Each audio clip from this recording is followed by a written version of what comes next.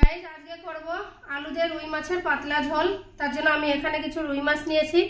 রুই মাছগুলোকে আমি একটু বড় বড় করেই কেটে নিয়েছি। আর এখানে আমি নিয়েছি টমেটো পেস্ট করে নিয়েছি, পেঁয়াজ কিছু কেটে নিয়েছি ছোট ছোট করে। এখানে কিছু গুঁড়ো মশলা নিয়েছি, ধনের গুঁড়ো, জিরের গুঁড়ো, লঙ্কার গুঁড়ো। আলু আমি কিছু লম্বা লম্বা করে কেটে নিয়েছি। আর এখানে নিয়েছি কিছু গোটা আদা, শুকনো লঙ্কা আর কাঁচা লঙ্কা। বাস এইগুলো দিয়ে আজকে রেসিপিটা করে তোমাদের সঙ্গে শেয়ার করব। প্রথমে আমি এই মাছগুলোকে লবণ হলুদ দিয়ে মেখে নেব। প্রথমে আমি লবণ দিয়ে দেব, এবার হলুদ দিয়ে দেব,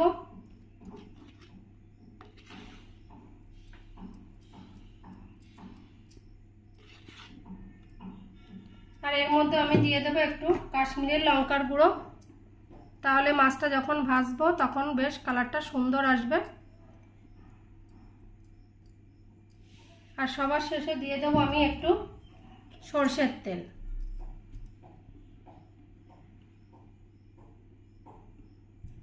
দিয়ে এবার ভালো করে আমি মাছগুলোকে এপিট ওপিট করে মেখে নেব। আমি এই মাছগুলোকে ভালো করে আমি মেখে নিয়েছি। এবার আমি মাছগুলোকে ফ্রাই করে নেব। আমি এখানে একটা কড়াই নিয়েছি মাছটা ফ্রাই করার জন্য। কড়াইটা বেশ গরম হয়ে গেছে। এবার আমি তেল দিয়ে দেব। এই রান্নাটা আমি সরষের তেল দিয়েই করব। তেলটাকে ভালো করে আমি গরম করে নেব। আমরা অনেক সময় মাছটা ভাজতে গেলে তেলটা ছিটকে গায়ে লাগে, তার জন্য এখানে একটু সামান্য একটু লবণ দিয়ে দিলে তেলটা আর ছিটকাবে না। তেলটা ভালো করে গরম করে নিয়েছি। এবার আমি এক এক করে এই মাছগুলো দিয়ে দেবো। খুব সাবধানে দিতে হবে।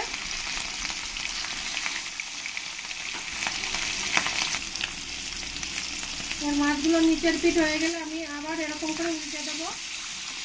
উল্টে দিয়ে ওপিঠটা ভালো করে লাল লাল করে একটু কড়া কড়া করে মাছগুলোকে ভেজে নেব। মাছগুলোকে আমি ভালো করে কড়া কড়া করে ভেজে নিয়েছি। এবার মাছগুলোকে আমি একটা পাত্রে তুলে নেব।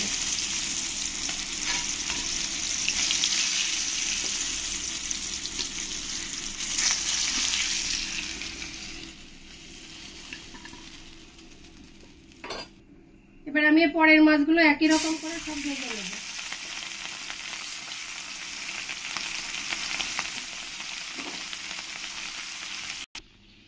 আমি এখানে একটা মিক্সচারের জার নিয়েছি। আর এখানে যে নিয়েছি গোটা আদা, শুকনো লঙ্কা, কাঁচা লঙ্কা, এগুলো সব এর মধ্যে দিয়ে দেব। আর এর মধ্যে দিয়ে দেব আমি বড় সাইজের 1 চামচ জিরে দিয়ে আমি একসঙ্গে এটা পেস্ট করে নেব। পরের মাছগুলো আমি একই রকম করে ভেজে নিয়েছি, এগুলো আমি তুলে নেব।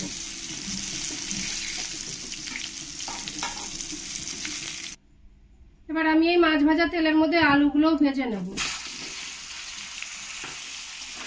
আলুগুলো আমি লাল লাল করে ভালো করে ভেজে নেব।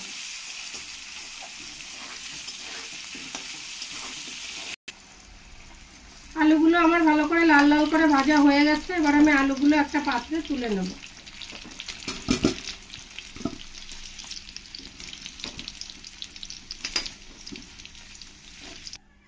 এবার আমি এই তেলের মধ্যেই মাছ ভাজা তেলের মধ্যে দিয়ে দেব 1 চামচ কালো জিরে, দিয়ে দেবো শুকনো লঙ্কা, তেজপাতা,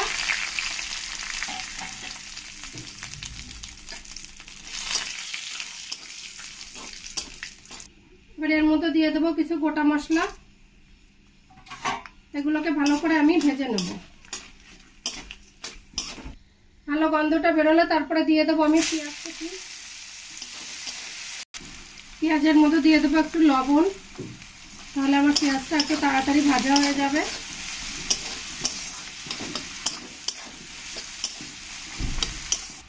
পেঁয়াজটা ভালো করে ভাজা হয়ে গেলে এবার দিয়ে দেবো আমি টমেটো পেস্ট।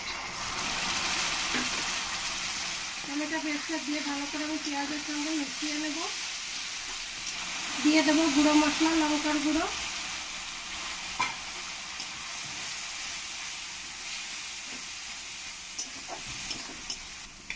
আমি যেখানে আদা, জিরে আর লঙ্কাটা পেস্ট করে নিয়েছি এখান থেকে আমি 2 চামচ দিয়ে দেব। দিয়ে পেঁয়াজের সঙ্গে আমি একসঙ্গে কষিয়ে নেব।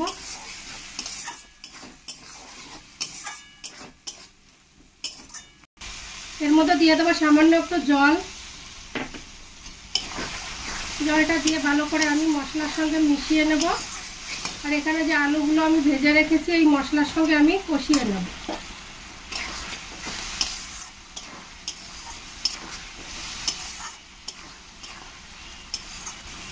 এবার আমি মিডিয়াম ফ্লেমে কিছুক্ষণ ঢাকা দিয়ে রাখবো।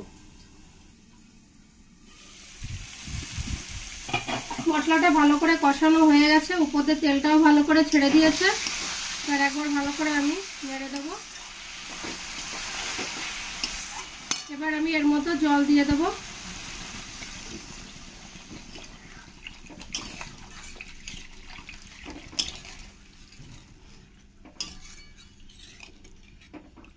এবার ঝোলটাকে আমি কিছুক্ষণ ভালো করে ফুটতে দেবো, ঢাকা দিয়ে রাখবো। ঝোলটা ভালো করে ফুটে গেছে। এবার আমি যে মাছগুলোকে ভেজে রেখেছি এই মাছগুলো এক এক করে এই ঝোলের মধ্যে দিয়ে দেবো।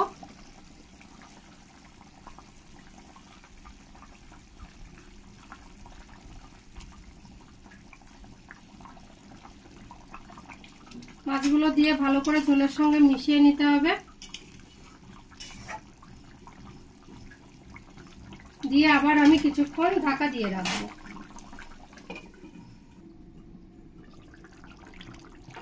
আমার মাছের ঝোলটা প্রায় রেডি হয়ে এসছে।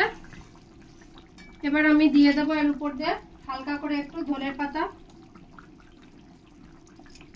তোমাদেরও বলবো, তোমাদেরও যদি হাতের কাছে ধনের পাতা থাকে তাহলে তোমরা অবশ্যই দেবে, দিলে খুবই ভালো লাগে খেতে, স্বাদটাও বেড়ে যায়।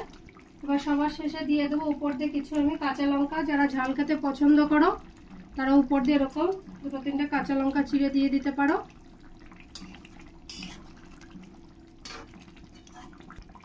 তো গাইস, আমার আলু দিয়ে রুই মাছের পাতলা ঝোলটা পুরো রেডি। এবার আমি বন্ধ করে দেবো। আর তোমাদের কেমন লেগেছে আমাকে কমেন্টে অবশ্যই জানাবে। তোমাদের যদি ভালো লাগে তাহলে আমার চ্যানেলটিকে লাইক, শেয়ার, কমেন্ট করবে আর সাবস্ক্রাইব করে আমার পাশে থাকবে। সবাই ভালো থাকবে, সুস্থ থাকবে।